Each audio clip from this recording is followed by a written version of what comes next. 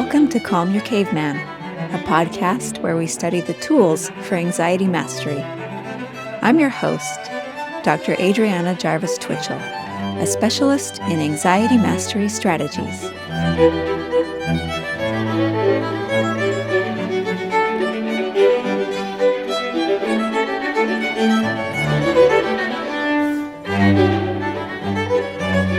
Hey everybody, welcome to the podcast. Glad you're with me today. We're going to talk about a strategy today which I call anxiety curiosity, which is especially good for those moments when you've tried everything and nothing is working. Sometimes when you're having a lot of anxiety symptoms and you're trying all these different strategies that I've already taught you, and it's just not making a difference, it's because sometimes our anxiety is not really based in the present. Sometimes our brains are stuck in the past and we're not seeing the present accurately. Sometimes our brains are stuck in a childish view of our resources and our demands, some kind of trauma or difficult experience from the past that is coloring our vision of the present, kind of like when you have glasses on and you see everything through the lens of that past experience. What can you do when that happens, when you've tried everything and it's just not working? Well, you can try this technique called anxiety curiosity. Sometimes there's a part of you that needs to be heard by your conscious brain. I'm going to talk you through a specific story from my life where I use this technique so you can kind of see how to apply it. But I just want to start by saying that if your particular past experience is not buried too deeply, then you can probably do this by yourself, with me just kind of showing you how it's done, and you might be able to do it by yourself. If that doesn't work, though, you may need some help from a coach. Of course, I offer myself, or a therapist. I was able to do this on myself in this particular example that I'm going to tell you, partly because I had already done quite a lot of therapy, and my therapist had helped me to understand how to differentiate these different parts of myself and be able to understand that there is an inner child and there is an adult part of me, and be able to objectify that inner child in a way. But if you haven't had a lot of practice, it can be difficult to start unless you have someone helping you through and talking you through. So I'm just going to start with that caveat. But I'm going to teach you anyway how it's done, because starting to think about it can already help. And as I said, if it's not buried too deeply, it can maybe even resolve it. So I'm just going to go back to something that we mentioned in our last episode. We had an episode about people pleasing. We talked about how there's this idea of there being different parts of you. This idea really comes from, I'm basing it on Richard Schwartz's concept. He has a lot of books out, a lot of podcasts. If you want to look him up, I'll link him in the show notes if you want to learn more about his technique. But just to sum it up, he talks about how it's really helpful to understand your internal self as various selves, as an internal family. And we compared it to those movies Inside Out and Inside Out 2, where there's the girl Riley and she has those different characters inside of her. She has sadness, she has joy, she has anxiety, she has jealousy, she has anger, and they're each depicted as an individual sort of member of her internal family. It's similar to that idea, but there's one difference in Richard Schwartz's idea of the internal family. He talks about how we have different parts of ourselves, but there is one part that is kind of like the parent of the family. That is our conscious self. That is the part of our brain that is able to think about the other parts of us. The part of our brain that's able to think about our thoughts, that's able to think about our emotions. So this conscious part of us, you can maybe think of it as the parent who can oversee these other parts of us, our emotions, these internal parts that we have, and is able to understand what they need and how to care for them, and understand what it is that they're trying to do, even when they're not successful at it. That's able to understand who needs what and who needs to be in charge at what moment. So Richard Schwartz calls this part of ourselves the self with a capital S. Sometimes I like to call it your wise self. It's your conscious self. So he talks about how it's really helpful sometimes to have a conversation between your wise self and the part of you that is causing you problems. So if you have a really strong emotion coming up of anxiety and it's not responding to other strategies and techniques, sometimes it's a signal that there's something that really wants to be heard and understood, some part of you that wants to be heard and understood by your conscious brain. And sometimes it's a story about something that happened in your childhood that your conscious brain hasn't really heard and understood yet. We have a lot of sort of not super conscious experiences from our childhoods because when we were children, there's a part of our childhood where we're not verbal, and then we're just gradually becoming better and better able to express ourselves. And words are really what makes something conscious, right? It's something where we bring it into the conscious part of our brain. And so a lot of times childhood experience is not understood totally consciously, and it can sort of sit and fester in there and end up coloring our experience even as an adult, unless we can hear it and understand it. So Richard Schwartz talks about how a lot of times we just need to have this conversation between our wise self and this part of us, which is having some kind of an issue. And once that part of us is heard by the conscious self, then everything changes and the emotion sort of dissipates and you're able to go back to managing yourself and not being overwhelmed by this powerful emotion that doesn't seem to respond to any strategy that you are aiming at it. So I decided to use his technique on a particular issue that I was having with performance anxiety. So all of you know I'm a pianist, so I ended up having to do a lot of different performances. And there was a period where I was feeling kind of frustrated with my performance anxiety because it was interfering with my ability to play at my best. I could practice something on my own and get it to a level where I just felt really happy with it, really proud of it, that I had a lot to share. And then I would go on stage and I would feel stiff and restricted and uncreative, and I would end up rushing, playing faster than I should and making a lot of mistakes. And I just was really frustrated with my inability to play at the level that I was preparing. And this particular issue wasn't responding to other things that I was trying. It was still coming out in the moment of when I went on stage. And so I decided to try this technique of Richard Schwartz. I know this sounds weird to be sort of talking to yourself, but bear with me. Let me just illustrate how this technique of using your wise self to talk to an emotion can help you to separate from that emotion, in a way, get some distance and be able to see it objectively. So what I did was I sat down and I asked my anxiety, what do things look like from your perspective? What is making you so anxious when you go on stage? What it is that you are so afraid of?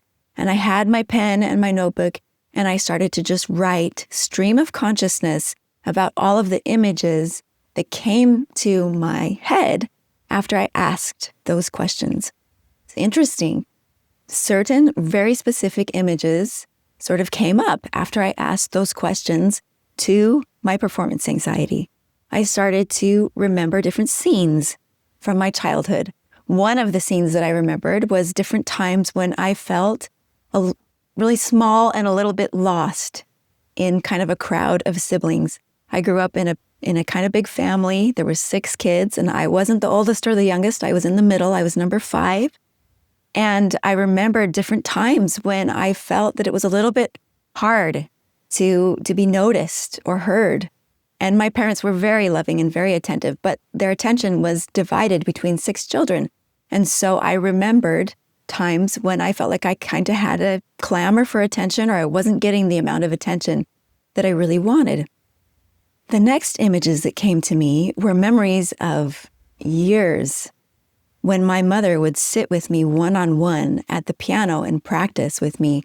She was my first piano teacher, and I remembered how many hours she would spend teaching me and practicing with me.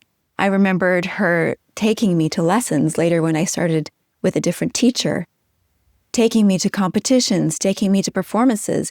I remembered the amount of attention that she showed me by sewing beautiful, elaborate dresses for different concerts that I would play. I also started to have images of times when my grandparents would come and visit and just sit and listen to me practice and praise my playing. And I remembered special trips that they made to be present at performances, certain important performances that I had as a kid, and of different concert gifts that they gave me in preparation for those performances. And I remembered their praise of my talents to anybody who would listen.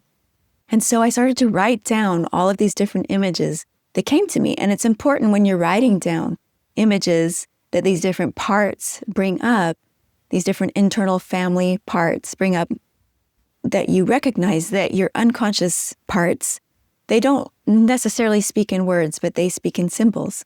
And I had already understood at that point from reading that I had done by Gabor Mate, who's done a lot of work on childhood trauma.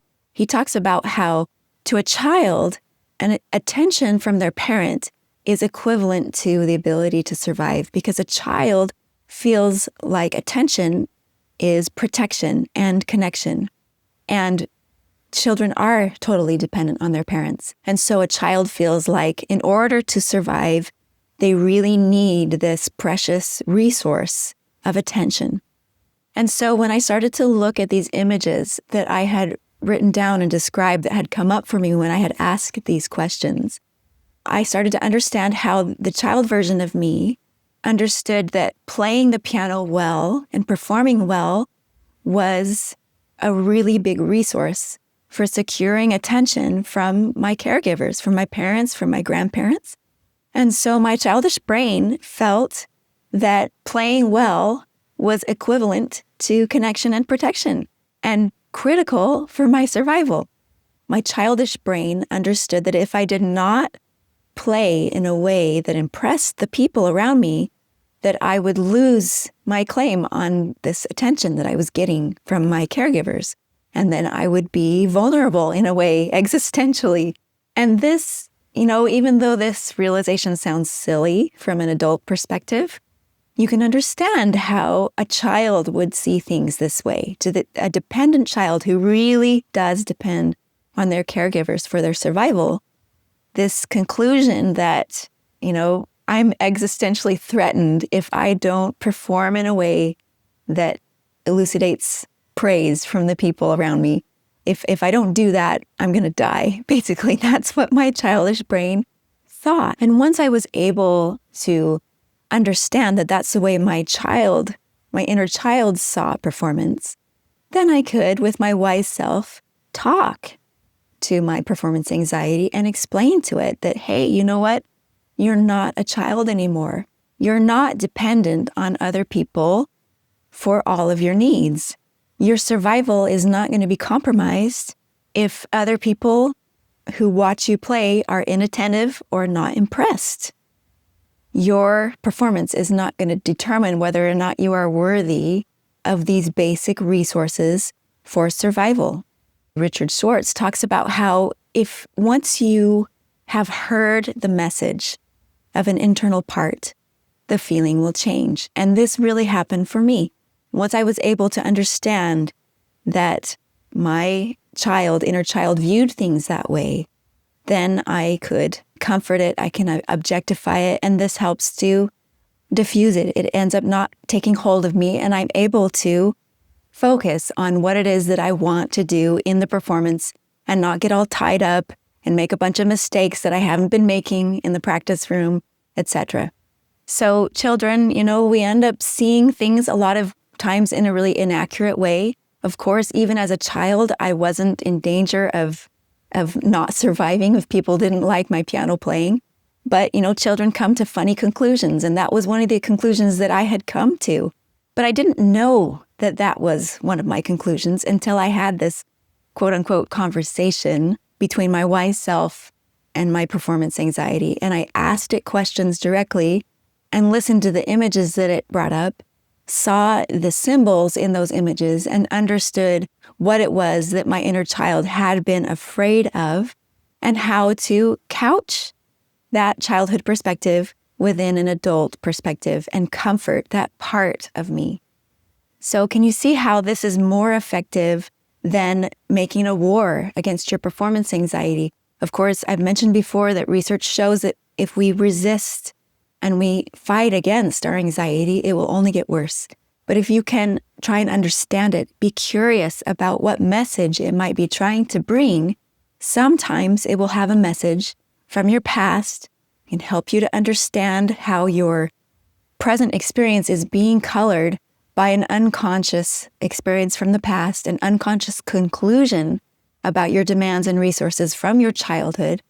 And once you understand what those conclusions are, then your wise self, your conscious self now can put it into a more accurate perspective and diffuse the power of that anxiety. So I just wanted to teach you about this particular technique because it's one that you sometimes have to use when nothing else is working. And as I said, you can do it by yourself sometimes, but it can be really helpful to get started with a third party, with a coach, with a therapist, to help you to learn how to see these parts of yourself that haven't been conscious up until now. They're buried sort of in your childhood brain, and to be able to bring them up so that your conscious adult self can absorb them and understand them and comfort them. So if you want some help, look me up and we can talk through some of these things. But thanks for listening. We're going to have our kindness narrative now. And remember how good this is for you. This is your gratitude vitamin for the week. And gratitude helps you change your default anxiety settings if you will do it regularly. And if you haven't shared yours yet, please consider doing that because it'll help you so much and it'll help us. Thanks for listening.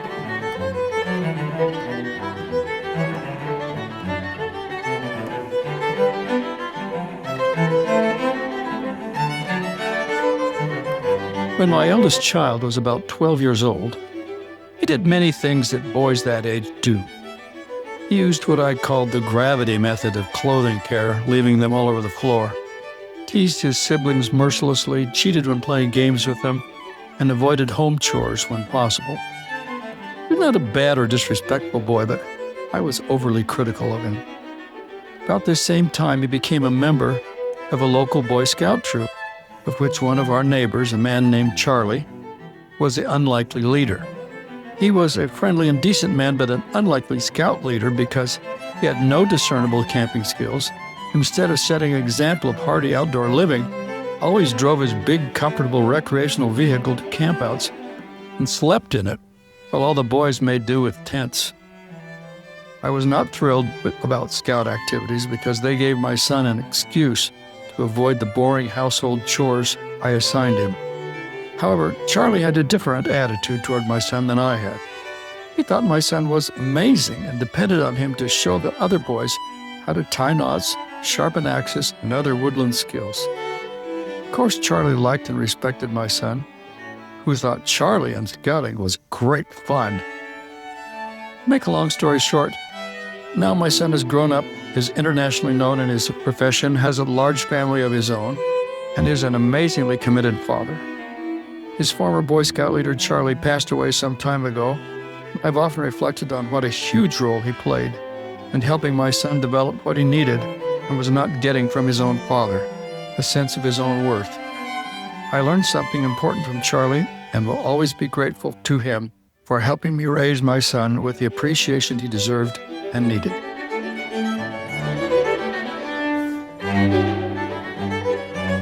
Thanks for joining me today. If you'd like to share your own kindness narrative for a future episode, email your audio recording to calmyourcaveman@gmail.com or send an audio on Instagram at calmyourcaveman. It's optional to use your name. What's important is sharing your story. If you feel like you'd benefit from individual anxiety coaching, I do that too. You can look me up on my website, calmyourcaveman.com. If you'd like to support this podcast, you can do that by subscribing to Calm Your Caveman on YouTube and also on your favorite podcast platform. And if you want to help other people find this podcast, leaving a good review on Apple Podcasts or Spotify really helps. Thanks, and see you next time.